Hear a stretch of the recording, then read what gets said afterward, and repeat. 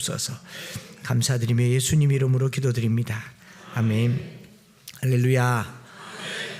예수님께서 그 마지막 생에 십자가를 지시기 전에 예루살렘에 들어오셨을 때에 종려나무 가지를 흔들며 호산나를 외쳤던 그날이 바로 오늘 종려주일로 지키는 날입니다. 호산나, 호시안나라는 말은 히브리 말로 우리를 구원하소서, save us now라는 말로 유월절을 지키러 예루살렘 성에 들어가는 많은 사람들이 그 성에 입성할 때 축제처럼, 그리고 기쁨과 승리의 소리를 내면서 기원의 소리를 담아서 호산나라고 외쳤습니다. 꼭 예수님을 향해서 부르는 소리이기를 떠나서 그 당시 모인 모든 사람들이 서로를 보면 호산나, 우리를 구원하소서, 대한독립 만세, 그런 겁니다. 6월절은 이스라엘의 또 독립기념일과 같은 날이죠. 출애굽할 당시에 애굽에 400년간 종로로 다른 이스라엘 백성들이 해방된 날이죠. 어린 양의 피를 문 좌우 설주에 바르고 죽음이 넘어간 날, 패스오버 한 날이 6월절이고, 그리고 유대인 로마 애굽에는 10가지 재앙, 마지막 재앙이 있고, 이 10가지 재앙의 끝자락이 6월절입니다. 드디어 이제 자유를 누리게 되는 거죠. 400년 종살이에서.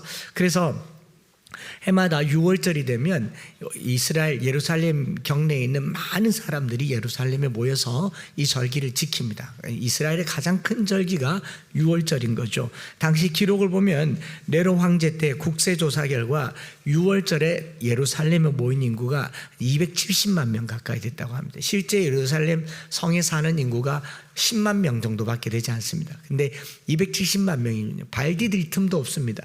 그러니까 예수님 나셨을 때도 뭐 거기에 잘 곳이 없었다 뿐만 아니라 예수님께서도 베다니에 있는 문둥이의 집에서 잔 이유가 숙소가 없는 거예요. 숙소가 없고, 그리고 로마 총독과 로마 군사 입장에서는 270만 명이 모이면 소요가 일어날 수도 있고 폭도가 될 수도 있고 어떤 정치적인 행동도 군사적인 행동도 불사할 수 있기 때문에 유난히 긴장을 하고, 그런 긴장감의 끝자락에 예수님께서 정치적인, 빌라도에게는 정치적인 이유로, 또 제사장에게는 저들의 종교적인 이유로 십자가에 못 박히게 된 거죠.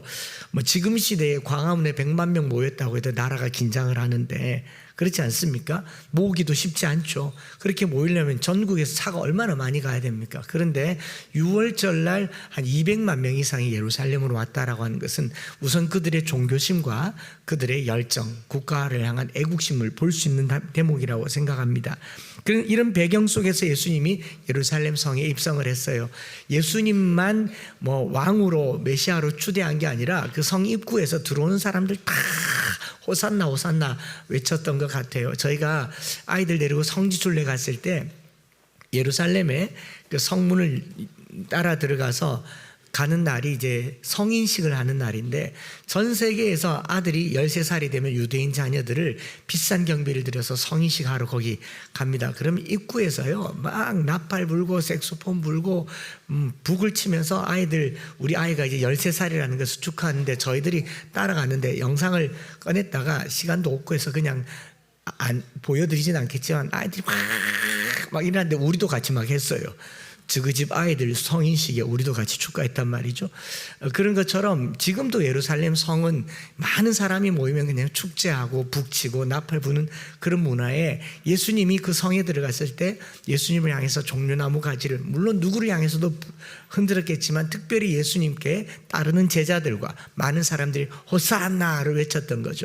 그래서 그날을 기념하는 날이 바로 종려주일입니다. 교회 절기에서 종려주일을 이렇게 지키지만 정작 이 종려주일을 지키는 이유는 예수님을 왕으로 메시아로 모시기 위해서 선언하는 그런 날이라기보다는, 예루살렘 성에 입성할 때는 왕으로 호산나라고 외쳤지만 순식간에 그 외쳤던 사람들이 예수님을 향하여 십자가에 못 박아라라고 외치는 분노의 소리가 되었다라는 거죠. 그래서 호산나를 외쳐 구원을 노래하는 날이 종려주일이 아니라, 그렇게 예수님을 향하여 종려나무 가지를 흔들고 구원을 외쳤지만 바로 그 사람들이 며칠 후에 십자가에 못 박으소서를 외쳤던 썩난 군중이 되는 겁니다. 마가복음 15장 13절과 14절에 그들이 다시 소리 지르되 그를 십자가에 못 박게 하소서, 빌라도가 이르되 어찌미냐 무슨 악한 일을 하였느냐 하니 더욱 소리 지르되 십자가에 못 박게 하소서. 호산나라고 외쳤던 사람들이 십자가라고 외치는 거죠. 호산나라고 외쳤던 사람이 더욱 소리 높여서 십자가라고 외쳤던 그 사람들입니다. 저는 이 대목이 바로 우리 신앙생활이라고 생각해요. 예수 믿고 교회 다닐 때는 주님 살려주세요, 주님 한 번만 봐주세요, 주님 우리 기도를 들어주세요 하고 주께 나왔지만 어느 순간 주님 어디 있습니까? 과연 살아계십니까? 어떻게 나한테 이럴 수가 있습니까? 제가 수도 없이 많이 들었어요. 젊은이들이 소위 말해서 하나님을 떠난다고 하는 이유 없는 무덤이 어디 있겠습니까? 우리 아버지가 돌아가셨는데 하나님 안 계신다. 그거하고 나하고 무슨 상관이 있어요? 상관이 없지는 않지만 살아계신 하나님을 만나는데 내 지인을 끌어들이는 건 반칙입니다. 아닌가요? 그런 형태로 여러 가지로 얘기한 게 바로 십자가에 못 박으란 말과 전혀 다르지 않다라는 겁니다. 오늘 우리 삶이 그래요. 그래서 이번 주에 특별 새벽 기도를 통해서요, 십자가를 못 박으소서가 아니라 십자가를 붙드소서, 십자가에 죽이소서가 아니라 십자가에서 사소서, 그걸 경험하는 특별 새벽 기도가 되기를 원합니다. 돌변해서 예수님을 채찍질하고 또 침을 뱉고 그렇게 내어준 사람들이 바로 우리였다라는 것을 잊지 마셔야 합니다. 사람들이 물고기 2마리 보리떡 5개의 소문을 들었잖아요. 5,000명을 먹였습니다. 죽은 나사로를 살렸어요. 예수님에 대한 소문이 바닥에 들렸고, 그리고 그 예수님을 만나려고 왔지만 바로 그 사람들이 예수님을 십자가에 못 박는 사람들. 오늘 이 시대에 예수님을 배역하고 배반하고 다시 못 박는 사람들이 불교인들이겠습니까? 아닙니다. 대한민국 정부요? 아니에요. 우리가 예수님을 십자가에 다시 못 박을 겁니다. 예수님이 다시 우리 가운데 오신다면 우리가 예수님을 십자가에 또 못 박지 않도록 하려고 기도하는 겁니다. 십자가를 지고 자기를 부인하고 나를 따르라고 얘기했던 그 십자가가요, 우리 역시도 부인하고 못 박을 수 있다는 것을 또 마음에 생각하면서요, 새벽에 나와서 간절한 마음으로 주님, 우리가 가룟 유다가 아니라고 누가 장담할 수 있겠어요? 그런 마음으로 겸손하게 기도하면 좋겠고요. 기도할 때 그리스도의 십자가가 저와 여러분들에게 강력한 메시지가 되기를 축복합니다. 설교하는 메시지보다 어떤 것보다 그냥 왔는데 이 공간에서 주시는 십자가의 은혜가 혹은 빛으로, 혹은 깨달음으로, 혹은 눈물로, 혹은 회개로, 혹은 돌이킴으로, 혹은 회복으로 나타나는 그런 은혜가 특별 새벽 기도회가 되기를 원합니다. 이제 갈라디아서 5장 뒷부분 말씀을 함께 나눠보려고 합니다. 지난주에 자유에 대한 묵상을 함께 했습니다. 이 자유라고 하는 것은 그 자체가 갖는 위험성이 있다고 그랬습니다. 방향을 잃어버릴 때, 방향을 잘못 잡을 때 자유는 위험합니다.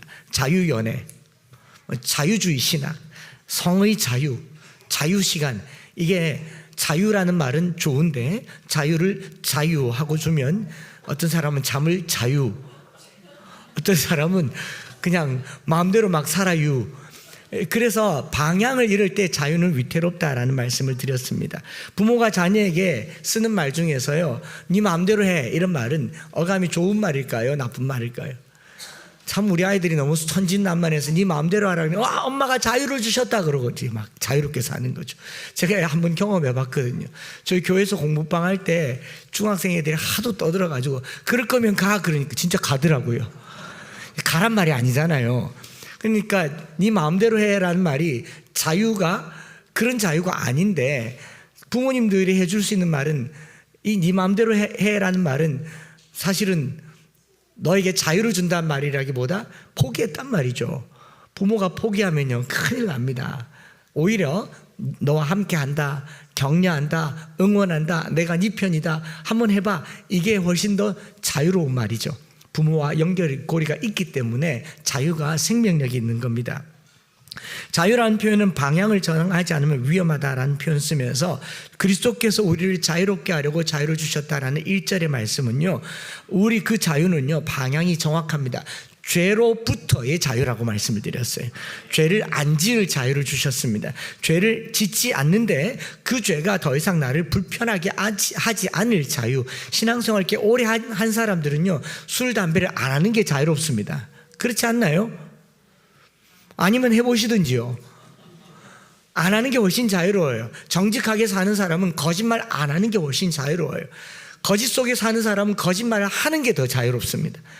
죄로부터의 자유지 죄 안에서 자유가 아니라는 것을 말했고, 더 나아가서 이 자유를 가지고 의를 향하여 달려가라. 의를 위한 자유, 의를 향한 자유. 의롭게 사는데 속상하지 않는 거죠. 정직하게 사는데 억울하지 않고 법을 지키며 사는데 그게 나를 구속하지 않는 게 자유인 것이죠.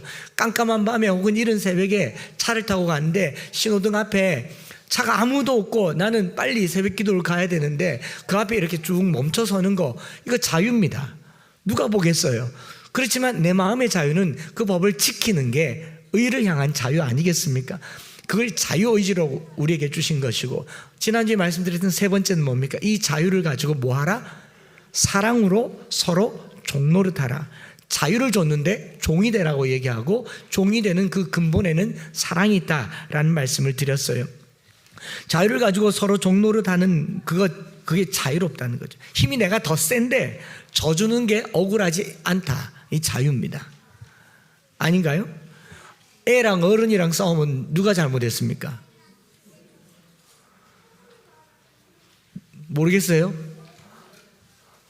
그럼 부부가 싸우면 누가 잘못했습니까?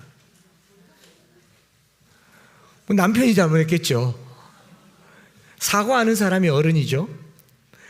그런 것처럼 자유라고 하는 게 내 권리를 주장하지 않는데 불편하지 않는 게, 그리고 거기에 사랑이 깃들어지는 게 자유라고 얘기를 합니다. 그런 자유가 진짜 자유라는 것, 사랑으로 서로 종노릇하는 것이죠. 전북 김제에 가보면 기역자 교회, 교회가 기역자로 된 교회로 유명한 교회가 있습니다. 금산교회라고 하는 교회입니다. 사진 보시면 이렇게 교회가 예배당이 기역자로 되어 있거든요. 금산교회. 그리고 또 다른 사진 하나 더 보시면 예배를 어떻게 드리느냐, 이 담벼락을 다 걷어내면 이렇게 되어 있습니다. 여자 이쪽에 남자 이쪽에. 강대상에서 보면 다 보이는데 서로는 보이지 않는, 이게 남녀 유별 때문에가 아니라 그 집이 이런 집밖에 없었어요. 기역자로 있다 보니까 대청마루를 강대상으로 해서 예배를 드린 교회가 금산교회라고 있는데요. 이 교회에 양반 지주이면서 영화마을이라고 하는 마을인데, 말을 키우는 마방의 주인인 그 당시에 양반이면서 아주 부자였던 조덕삼이라는 분이 계세요.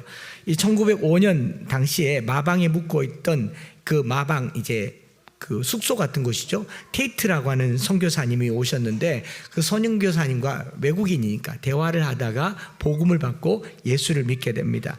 그래서 자기가 예수를 믿고 그 사랑채를 예배 초소로 내놓은 것이 금산교회의 시작인데, 지금도 김제에 가면 금산교회를 구경할 수 있습니다. 이때부터 조덕삼은요, 집안 식구뿐만 아니라 하인들에게도 예배에 참석할 수 있도록 해줬어요. 기역자로 꺾였으니까 하인들과 여식들은 이쪽으로 가면 됐거든요. 그 중에 이 마방의 말을 기르고 말을 끌고 가는 마부 이자익이라고 하는 사람이 있는데, 고아로 자라서 이곳저곳 떠돌다가 밥만 주면 거기서 일을 하는 사람이 이자익이라는 사람인데, 17살 소년 때에 이 조덕삼 어르신을 만나서 그 집에서 먹여주고 재워주니까 말 키워주고 말 풀주고 말 이끌어주는 일로 그 살던 하인이었습니다. 하인이었는데 조덕삼의 말을 몰면서 조덕삼이 만난 예수님을 이 자익이라는 사람이 듣습니다. 귀동냥으로 예수를 믿고 같이 세례교인이 됩니다. 주인과 머슴이 같이 세례를 받은 거죠. 예수를 믿고 그 교회를 세우기 위해서 열심히 섬겨서 그 결과 1907년도에 금산교회가 세워지게 됩니다. 그리고 교회에서 신앙생활을 하다가 조직을 따라서 장로투표를 하게 돼요. 장로투표를 하게 되는데 잘 아시겠지만 마을 사람들이 이 동네의 지주이고 집을 제공한 조덕삼 어르신이, 영수가 이제 당연히 장로가 될 줄 알았는데 이자익이 장로가 된 겁니다. 사람들이 웅성웅성거려요. 저기는 그 집 하인인데, 종인데 어떻게 예배당을 내놓고 교회 이렇게 헌신하고 먼저 예수 믿은 조덕삼 어르신이 장로가 안 됐는가 술렁술렁거렸습니다. 이 반상의 신분을 철저히 지키던 시대에 충격적인 일이 일어난 거죠. 이자익이라고 하는 집사죠. 영수가 장로가 되니까 조덕삼 집사가, 그 당시 집사가 자리에서 발언권을 얻고 교인들에게 이렇게 말합니다. 여러분, 이 결정은 하나님이 내린 결정입니다. 우리 금산교회 교인들은 참으로 훌륭한 일을 해냈습니다. 저희 집에서 일하고 있는 이자익이는 저보다 신앙의 열기가 대단합니다. 나는 교회의 결정에 순종하고 이자익 영수를 장로로 받아들여 열심히 교회를 섬기겠습니다. 받아들이는 거예요. 성도들도 다 참 귀하잖아요. 종로로 단다는 게 이런 거죠. 내가 주인인데 하인을 장로로 세우는 겁니다. 근데 더 나아가서 자기 돈을 들여서 이자익이를 신학교에, 장로의 신학교에 보내서 목사가 되게 해요. 더 놀라운 것은 목사가 된 이자익을 금산교회 담임 목사로 초빙을 합니다. 하인이었는데. 그리고 마부잖아요. 마방이었으니까 집에 말이 많지 않겠습니까? 그리고 이 이자익을 자기 집에 제일 좋은 말에 태우고 자기가 그 말을 몹니다. 나는 장로고 이는 목사니까.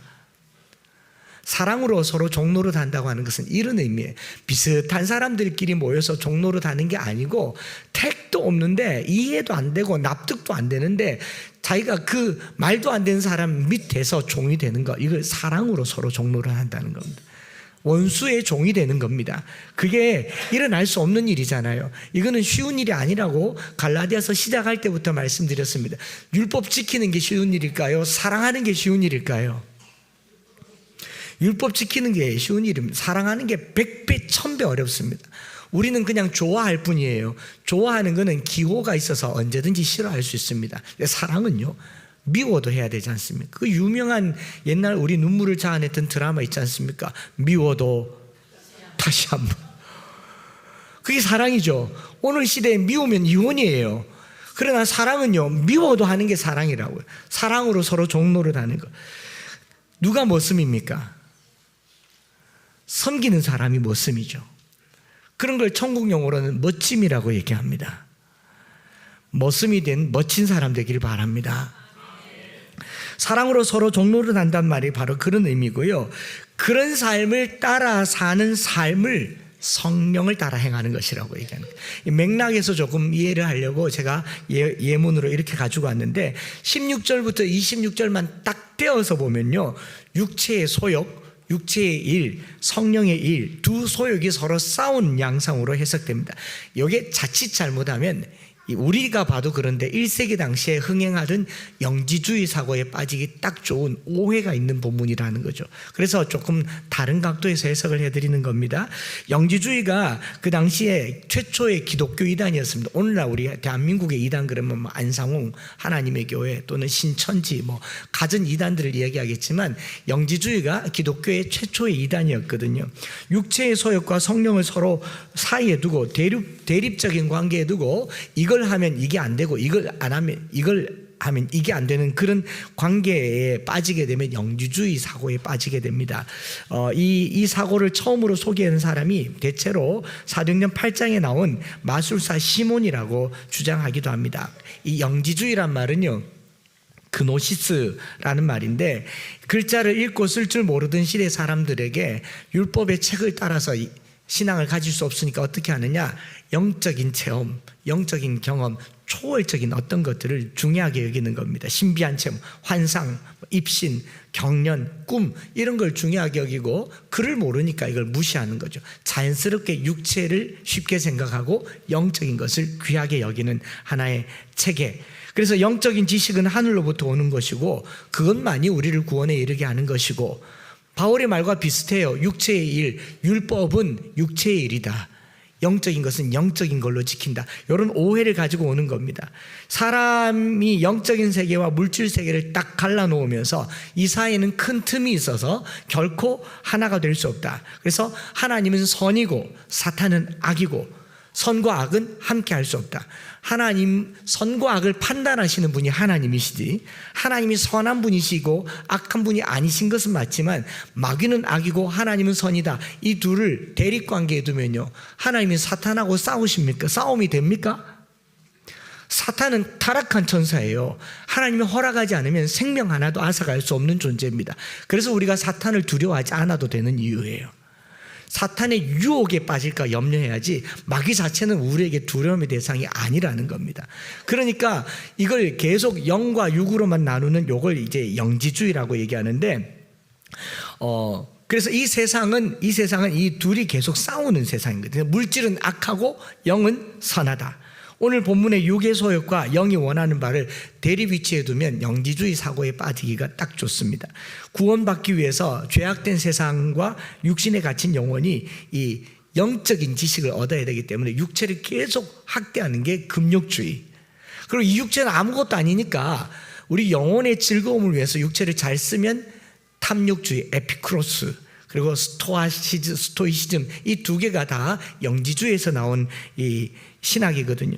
그리고 철학이거든요. 그래서 초대 교부였던 이레니우스, 터툴리안, 히폴리투스도 영지주의를 강력하게 비판했고, 초대 교부 때부터 지금까지 복음주의 신학이 주장하는 것은요, 영과 육의 온전한 부활을 주장하는데, 이상하게 우리 머릿속에 천국 가고 부활하는 걸 육체적인 것을 배제하고 영적인 공간으로만 생각하고 있는 이유는 영지주의 영향이 아주 크기 때문에 그래요.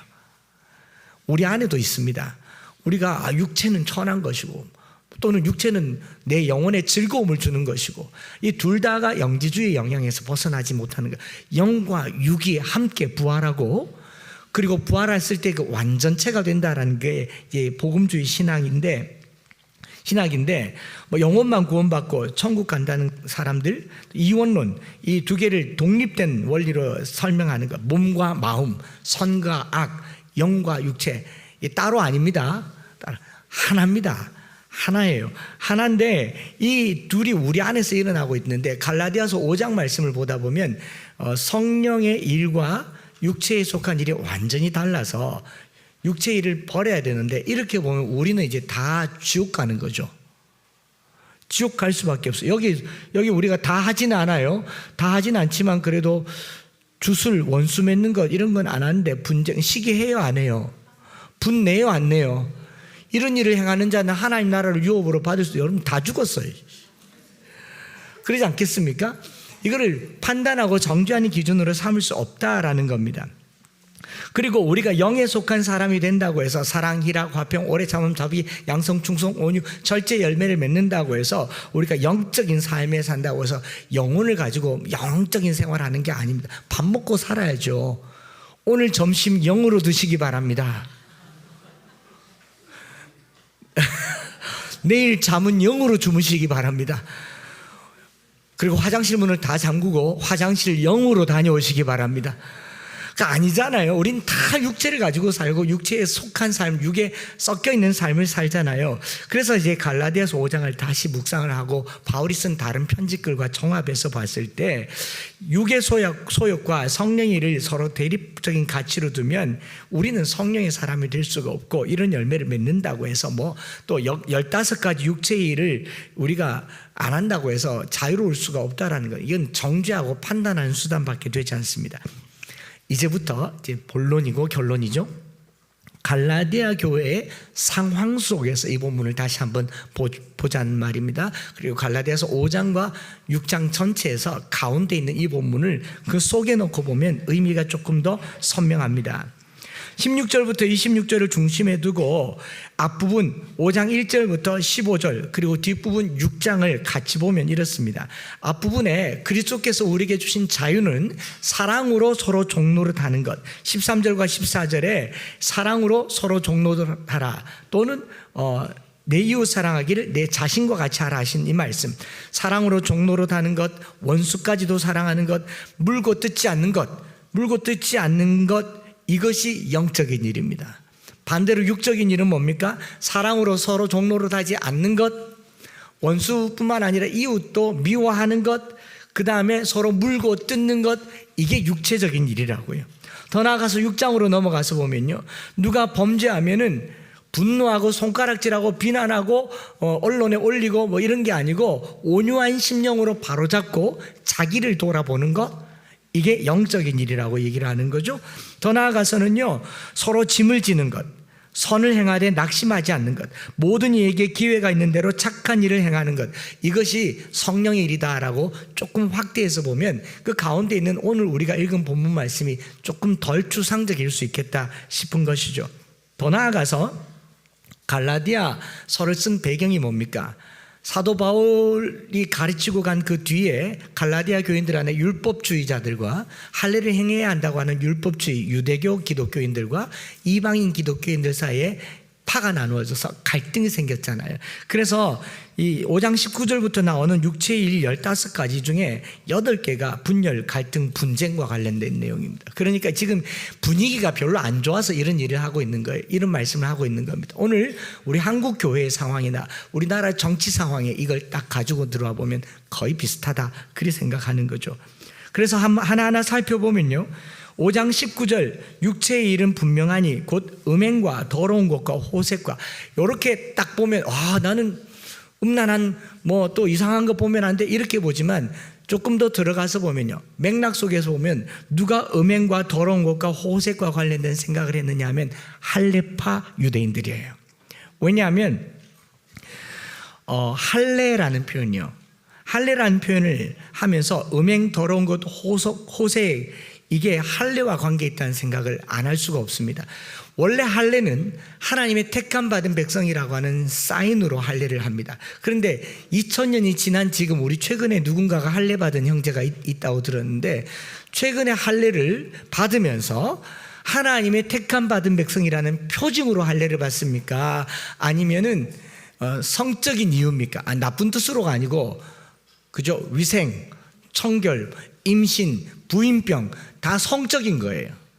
거기에 관련된 걸 건드는 순간 다 성적이 됩니다. 그래서 자연스럽게 할례파 사람들이 은근하게 율법을 지키는 것 같지만 은근하게 성기와 관련된 이야기들을 쉽게 하는 거예요. 오늘날 교회 안에서 조속한 이야기, 소위 말해서 19금 이야기, 뭐 저희들도 친구들에게 수도 없이 많이 해왔는데 이젠 제 입에서 좀 없어진 것 같아요.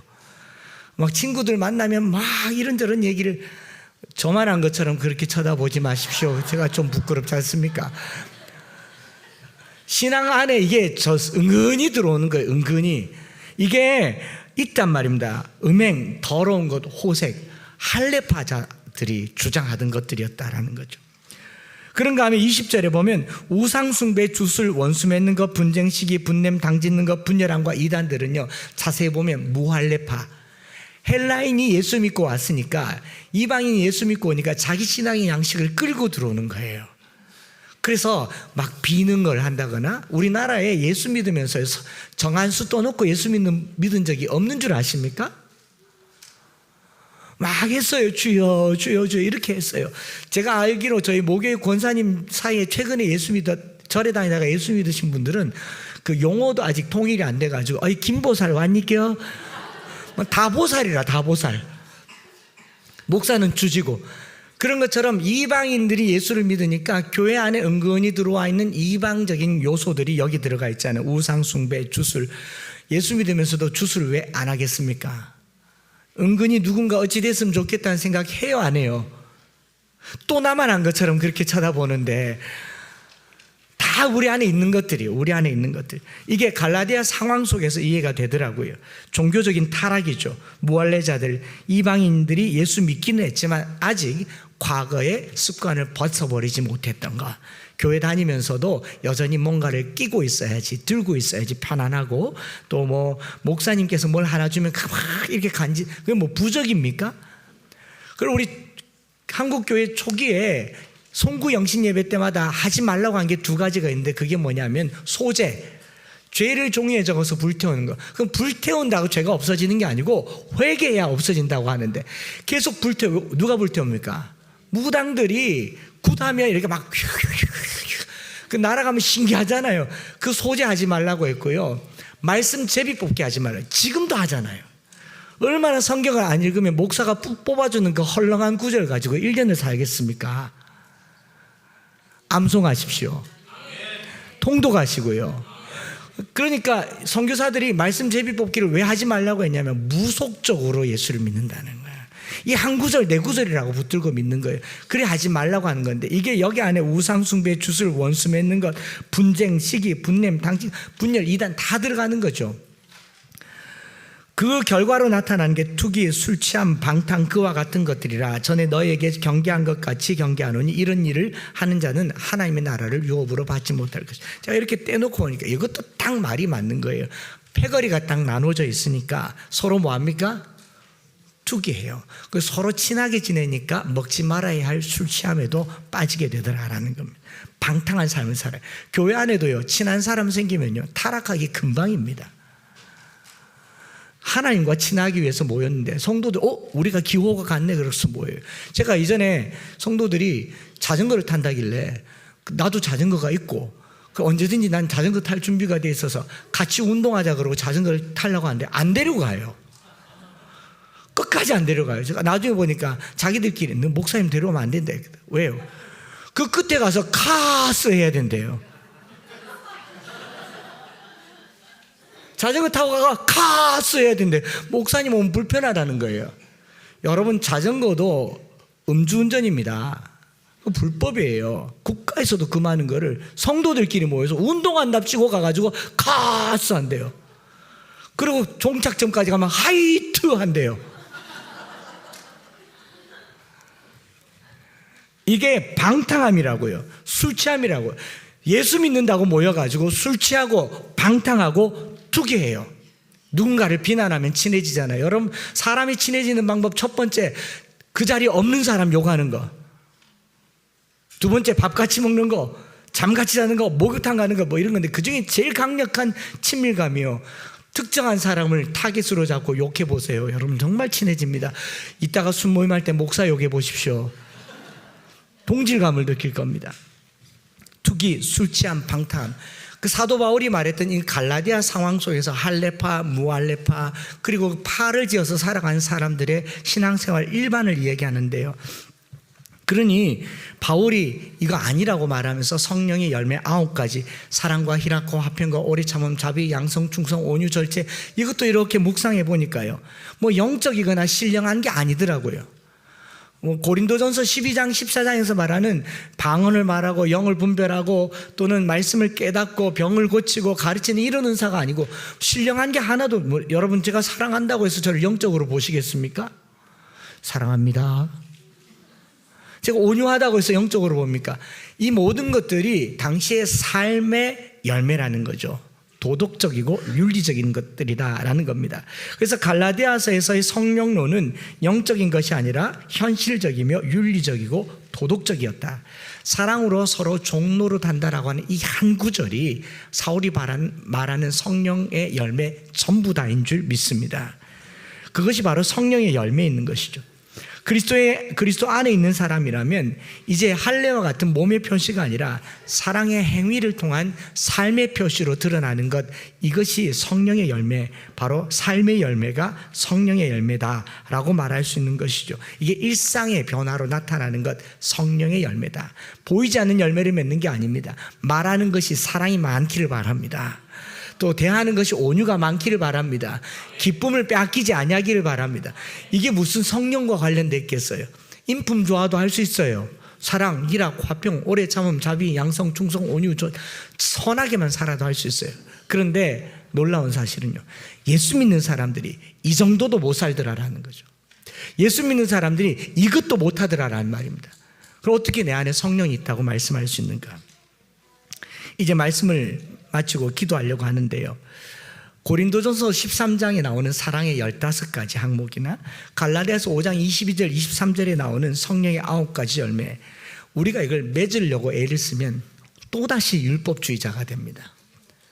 오래 참으려고 참아보세요. 참아지는지. 온유하려고 온유해보셔요. 온유해지는지. 오죽 온유하지 못하면 아이 이름을 온유라고 지었겠습니까? 오죽 사랑하고 싶으면 사랑이라고 지었겠어요. 하려고 해서 되는 게 아니더라라는 겁니다. 그래서 제가 이거 묵상하면서 그저께 새벽에 눈을 딱 뜨면서 하나님께서 이런 말씀을, 마음을 주시더라고요. 어떻게 하면 성령의 열매를 맺습니까? 했더니 하나님이 제게 주시는 말, 참 신비로워 보이죠? 신비로운 게 아닙니다. 성경 말씀이더라고요. 내게 붙어만 있어라. 내게 붙어만 있어라. 가지가 포도나무에 붙어 있지 않냐면 스스로 열매를 맺을 수 없음 같이, 그렇지 않습니까? 내 안에 거하라, 나도 너희 안에 거하리라. 가지가 포도나무에 붙어 있지 않냐면 스스로 열매를 맺을 수 없음 같이 너희가 내 안에 있지 않냐면 그러하리라. 나는 포도나무여 너희는 가지라. 그가 내 안에, 내가 그 안에 거하면 사람이 열매를 많이 맺나니 나를 떠나서는 너희가 아무것도 할 수 없음이니라. 제가 이걸 딱 보면서 그런 생각을 들었어요. 똑같은 표현으로 5장 23절에도 이와 같은 것을 금지할 법이 없느니라. 열매는요, 자연현상입니다. 자연현상. 우리가 어떻게 성령의 열매를 맺는가? 붙어 있으면 됩니다. 달랑달랑 붙어 있지 말고요, 확실하게 붙어 있으면 됩니다. 달랑달랑 붙어 있으면 위태로워요. 열매가 맺혀지면 더 불안해요. 부러질지 모르니까. 확실하게 붙어 있으면 열매를 맺는 것은 주님 일인 줄 믿습니다. 그래서 오늘 이 시간에 우리가 뭘 하려고 하냐, 생명의 성령의 법이라고 하잖아요. 노모스예요. 노모스가 율법이거든요. 생명의 성령의 율법을 줬는데 그 율법의 열매는 저절로 맺어지는 거니까 우리는 뭘 하면 되느냐? 한번 따라할까요? 성령을 받으라. 성령을 받으라. 주님께 붙어 있으면 주님으로 열매를 맺는 것처럼 성령을 받으면 성령의 열매를 맺습니다. 9가지 열매 신경 쓰지도 마세요. 성령께서 내 안에 충만하게 거할 때, 내가 성령의 안에 거하려고 애를 쓸 때 삶의 열매는 저절로 나타나는 겁니다. 제가 오늘 이렇게 마무리를 하려고 합니다. 우리 오늘 성령을 받으십시다. 성령 체험이 있으면 더 깊은 체험 가운데 나가십시다. 성령이 내 안에 거하시는 줄 믿는다면 충만함에 거하기를 원합니다. 한 주일 동안 십자가를 붙들면서요, 부활하신 주님께서 우리에게 말씀하셨어요. 숨을 내쉬며 이르시되 성령을 받으라. 성령을 받으라. 오늘 우리가 오순절에 성령을 받는 것뿐만 아니라 성령이 내 안에 충만하게 역사할 때 오늘 우리 교회가 그 열매를 많이 배출하여서, 열매는 내가 따먹습니까? 남이 따먹습니까? 포도나무 가지가 열매를 맺어서 지가 따먹습니까? 남이 따먹습니까? 내가 맺는 열매를 세상이 따먹게 해야 됩니다. 내가 맺는 열매를 이 이웃 사람들이 따먹게 해야 됩니다. 우리가 맺는 삶의 열매를 대구 사람들이, 대한민국 국민들이 따먹게 하는 것, 그러려고 우리가 오늘 성령 충만한 그런 하루가 되도록 성령으로 행하고 성령으로 살고, 예수님께서 말씀하셨어요. 내 안에 가라. 붙어 있으라. 제가 한번 말씀드렸지 않습니까? 이 종이 이거 너덜너덜하지 않습니까? 새벽에 했나 저녁에 했나 오후에 했나, 이거 너덜너덜 하잖아요. 다 찢어지잖아요. 이게 딱 붙어 있으면, 딱 불러 붙어 있으면요, 물화일체가 되잖아요. 그래서 그가 사람인지 예수인지, 그가 하는 말이 주님 하는 말인지 사람이 하는 말인지 그게 분간이 안 갈 정도로 주께 꼭 붙어 있는 사람, 예수로 말하시고 성령으로 말하시고 성령으로 행하시고. 이 육체의 일이라고 하는 것은요, 갈라디아 정황에서 분열하고 분리하고 갈라지고, 우리나라요 교회가 분열합니다. 교계가 분리돼요. 제가 어떤 정치적인 한 발언만 하면 이 중에 선호하는 사람들은 확 모일 거고, 에이 아니다 그러고 갈 사람 저쪽에 있고, 페이스북에 목사님 그런 분인 줄 몰랐습니다, 저런 분인 줄 몰랐습니다.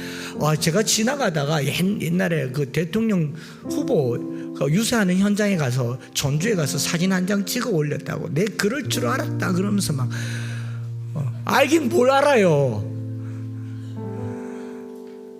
그러니 이런 거 하지 말자고요. 이런 거 하지 마. 분열, 분냄, 당 짓는 것. 그러다 보면요, 술 취함에 이르게 됩니다. 방탕함에 이르게 돼요. 오늘 우리가 성령님 우리 안에 거하셔서 진리로 인도하여 주옵소서. 이 찬양 드리면서 한번 기도하시겠습니다.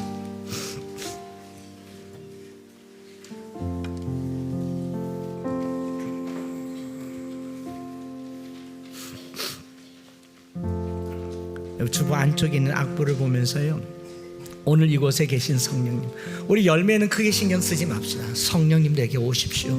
성령 충만하기를 원합니다. 성령 세례 받기를 원합니다. 성령 받으라고 하셨으니 주십시오. 받겠습니다. 잘 모르시는 분들도요, 달라고 하십시오. 제가 지난주에 만난 한 전도사님 사모님은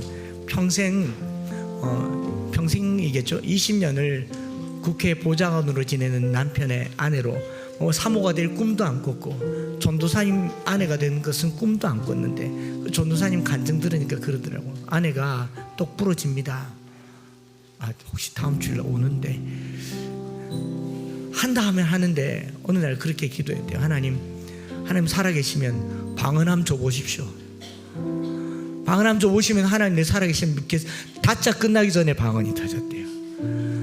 거역할 수가 없더래요. 워낙 강력하게 하나님이 남편을 붙들어서 그 국회를 그만두게 하시고 신학의 길을 걷게 하시는, 제가 제 입으로 다 못하긴 기회 되면 한번 간증을 세워서라도 들려드릴 텐데 너무 강력하게 역사하시더래요. 오늘 교회 오래 다녔지만 내 안에 그런 확신이 없다면, 신앙생활 오래 했지만 성령이 나와 함께 하는지 잘 모르겠다면 이번 새벽에 나와서 오늘 아니면 기도해 보십시오. 성령님 살아계시면 내 안에 오셔서 성령으로 열매 맺는 삶이 어떤 것인지, 육체의 열매가 아니라 성령의 인도하시는 바가 되는 그런 삶을 한번 살아보고 싶습니다. 갈망을 가지고, 갈증을 가지고 같이 찬양 드리면서 기도하면 좋겠습니다.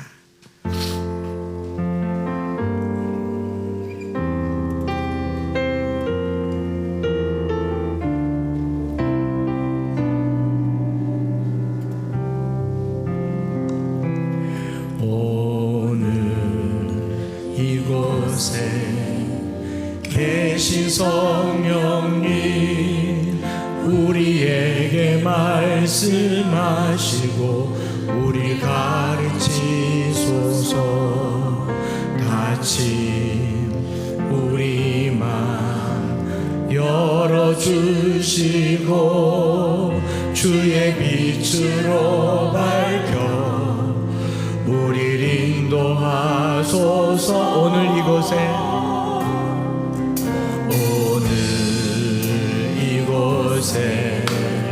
계신 성령님 우리에게 말씀하시고 우리 가르치소서.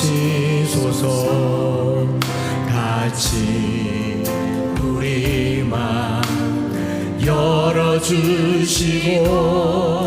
주의 빛으로 밝혀 우리를 인도하소서.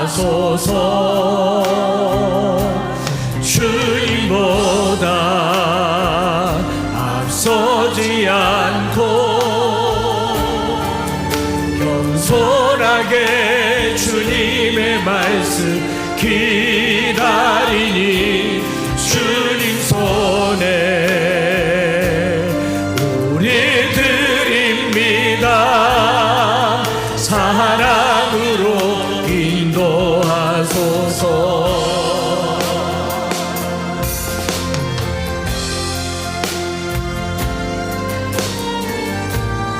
오늘 우리 가운데 성령님 계셔서 우리가 사랑, 희락, 화평, 오래 참음, 자비, 양성, 충성, 온유의 열매를 맺으려고 애쓸 것이 아니라 성령 받으려고 힘쓰십니다.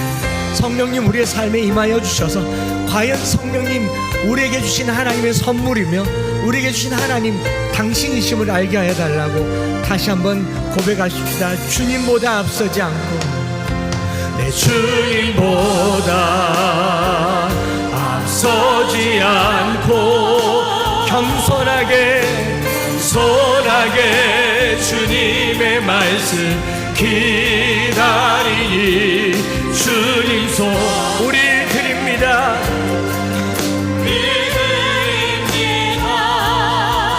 사랑으로 인도 주님보다 앞서지 않고 내 주님보다 앞서지 않고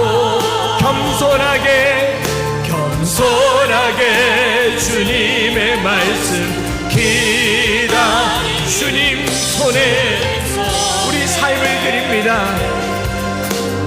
열매 맺는 삶이 되기를 원합니다. 인도하소서. 창조하신 모습 떠난 우리를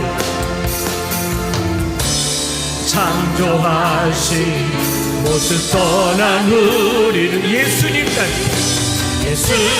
함께 믿으소서.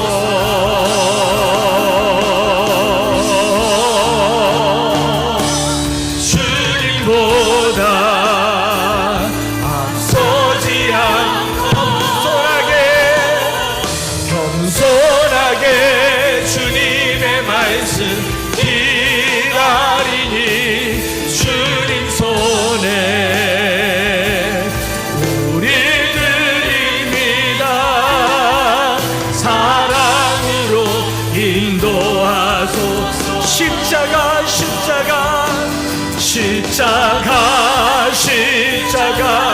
내가 처음 볼 때에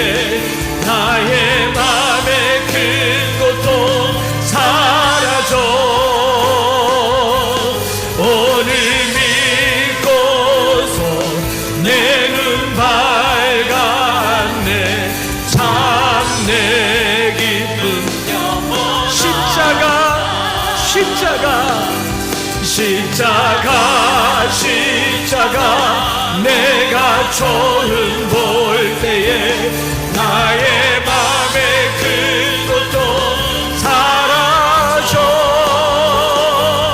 오늘 믿고서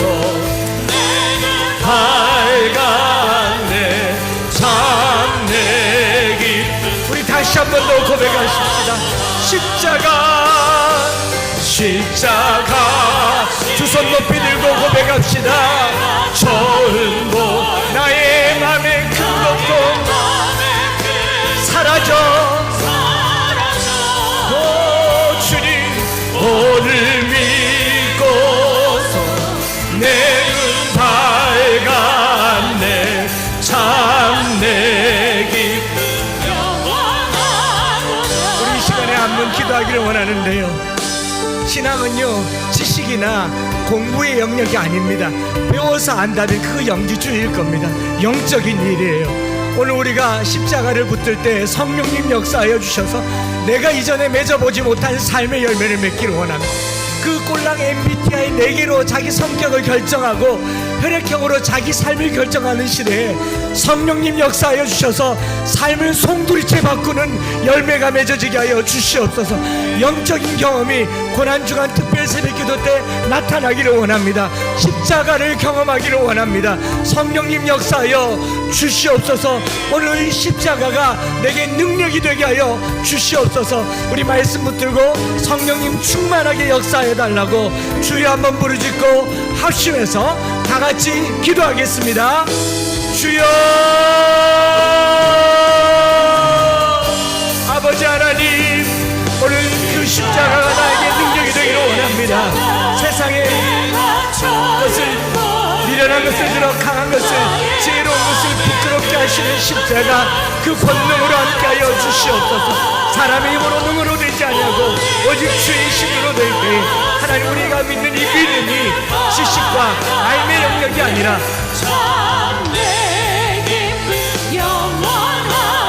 우리 영혼을 송두리째 바꾸고 삶을 송두리째 바꾸고 이전에 없었던 영적인 체험을 하게 하여 주시고 내가 이전에 경험해보지 못한 삶의 열매를 맺어지게 하여 주시고 주님 우리가 바뀌고 싶습니다. 변화되고 싶습니다. 새로워지고 싶습니다. 몸과 마음과 영혼이 새로워지고 싶사오니 성령으로 역사하여 주시고 십자가를 붙들 때 주여 나음을 입게 하시고 주님 성령으로 충만하게 하여 주시옵소서. 십자가 그것을 붙들고 고난주간 특별 새벽기도로 주님 앞에 나아갑니다. 주님 우리 가운데 역사하셔서 우리 가운데 드러나시옵소서. 아버지 하나님 우리 안에 모든 삶의 질문을 끊어버리고 육체를 따르지 아니하고 영을 따라 행하는 우리가 되기를 원합니다. 성령이 인도하시는 삶을 살기를 원합니다. 하나님 함께하여 주시옵소서. 하나님 아버지, 우리 안에 성령의 이런 9가지 열매가 있는가 생각할 수 없습니다. 우리 안에 이런 15가지 죄악들이 있는가 당연한 일입니다. 우리가 끊을 수도 없고 따라갈 수도 없습니다. 그저 우리가 할 수 있는 것은 성령이 인도하시는 바가 되기를 원합니다. 성령이 우리를 붙들어 주시고 이끌어 주시는 바가 되기를 원합니다. 그래서 간절히 원하는 것은 주여 우리에게 성령을 부어 주옵소서. 물 붓듯이 부어 주시고 불 붓듯이 태워 주시고 정결하게 하여 주시옵소서. 하나님 우리가 예수 믿는 것이 지식과 학습과 공부의 영역이 아니라 영적인 일인 줄 믿사옵나니 신앙생활하는 사람들 중에 성령님 살아계신 것을 경험하게 하여 주시고 말씀을 암송할 때 글자가 머리에 들어오는 것이 아니라 살아계신 하나님이 우리 안에 역사하는 것을 경험하게 하여 주시옵소서. 하나님 십자가 세상 사람들에게는 흉측하고 형벌의 도구이겠지만 사도 바울도 저주받은 십자가라고 여겼지만 거기서 부활하신 주님을 만났을 때 하나님의 사도가 된 것처럼 하나님 우리가 십자가를 바라보면서 부활하신 주님을 만나는 시간 되게 하여 주시옵소서. 하나님, 내일부터 있을 특별 새벽 기도회를 통하여서 십자가를 묵상하는 동안 성령님 역사하시고 이전에 경험해보지 못한 삶의 열매가 드러나기를 원합니다. 내 성격이, 내 기질이 나를 주장하는 것이 아니라 성령이 나를 주장하는 삶을 살게 하여 주시고 말씀이 인도하는 삶을 살게 하여 주시옵소서. 주여, 한 번은 변화되고 싶습니다. 한 번은 달라지고 싶습니다. 내 삶에 끊어지지 않는 것들이 끊어지게 하여 주시고 고쳐지지 않던 것들이 고쳐지게 하여 주시고 삶의 기적을 경험하게 하여 주시옵소서. 주님 앞에 예물을 드립니다. 하나님, 우리가 넉넉하지 않습니다. 특별히 어려운 경기 상황 속에서 주님 앞에 예물을 드립니다. 주님 앞에 드릴 때 보물을 하늘에 쌓아두는 마음을 기억하여 주시고 하나님의 영광으로 함께하여 주셔서 우리가 무엇을 먹을까, 무엇을 마실까, 몸을 위하여 무엇을 입을까 염려하지 않도록 채워 주시옵소서. 하나님 영광을 위해서 귀히 예물들이 사용되게 하여 주시옵소서. 구주 예수 그리스도의 크신 은혜와 아버지 하나님의 변함없으신 사랑하심과 성령 하나님 위로 교통 충만 역사하심이 십자가 내가 처음 볼 때 우리의 모든 고통이 사라지고 성령으로 충만케 되어 성령이 인도하시는 바가 되어 그 열매로 살기를 소망하는 사랑하는 모든 형제 자매들 머리 위에 이제로부터 영원토록 함께 있을지어다. 아멘.